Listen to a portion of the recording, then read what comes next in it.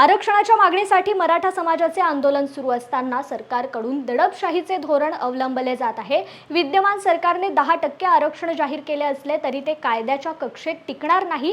त्यामुळे कायमस्वरूपी टिकणारे आरक्षण ओबीसी मधूनच मिळावे अशी मराठा समाजाने मागणी केली आहे। परंतु आचारसंहिता लागू झाली तरी सरकार आंदोलकांना नोटिसा बजावून गुन्हे दाखल केल्यामुळे मराठा समाजात असंतोषाची लाट उसळली आहे। त्यामुळे सरकारला आता धडा शिकवण्यासाठी लोकसभा मतदारसंघात प्रत्येक गावातून 2 ते 5 उमेदवार उभे करण्यात येणार असून मराठा समाजाची ताकद दाखवून देणार अशी भूमिका मराठा समाजाने घेतली आहे। आमचा उद्देश तो मतदान विभागण्याचा नाही, आमचा ह्या यंत्रणेला डिस्टर्ब करण्याचा आहे। कारण या यंत्रणेनं आणि या सरकारनं आमच्या जी काय मागण्या मान्य केलेल्या नाहीत, ह्या मागण्या आम्हाला जोपर्यंत आमच्या पदरात पडत नाही तोपर्यंत आम्ही उमेदवार जास्तीत जास्त उभा करून जे काय पद्धत असेल